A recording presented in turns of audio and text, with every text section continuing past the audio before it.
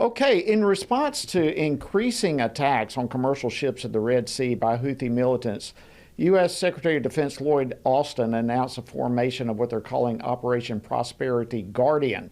It's a multi country coalition to conduct joint patrols and to share intelligence within the Red Sea area and the Gulf of Aden.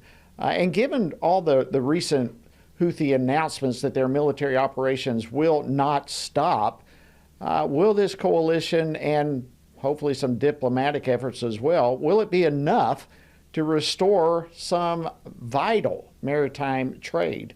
Well, joining me now to discuss this and more is retired Army Lieutenant Colonel Robert Maginnis. He's a senior fellow for national defense here at the Family Research Council and author of Divided We Stand, the globalist scheme for a one world government.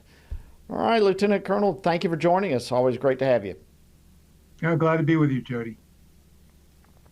Well, let's start with these Houthi militants. They've been very clear that they are going to continue attacking these ships of trade, and it's all their response to Israel's war against Hamas. They don't plan to stop. Nearly 20% of global trade passes through this artery. Why has this been allowed to happen? I mean, you just have to ask, what's going on here? Yeah, it does beg, the question: why has the world, the region, and the United States allowed the Houthis to do what they've been doing? Now, keep in mind they've had a civil war going since 2015. The Houthis are a Shia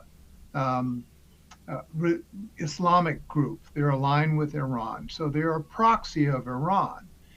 Just like Hezbollah, Hamas, and other groups are working for the mullahs in Tehran. Now, keep in mind also, surprisingly, the Houthis have been incredibly effective over the last couple of months since the 7 October attack by Hamas inside Israel. What the Houthis have done, not only have they disrupted maritime traffic in the Red Sea and the Gulf of Aden, but they've also fired directly ballistic missiles into Israel, 2,000 kilometers away.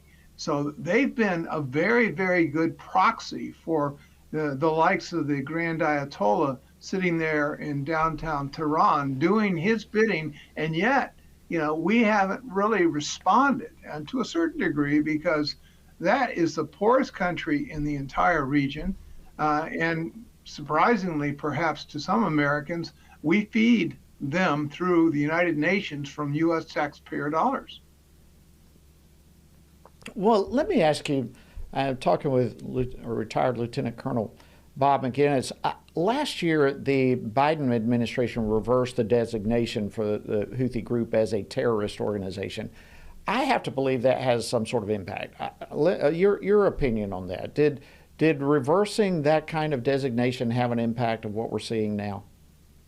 Well, unfortunately, because they are such a poor, backward country that is nothing but rubble and has been the battleground, as I said earlier, for well over the last decade and a half, that there's not much trade that happens there.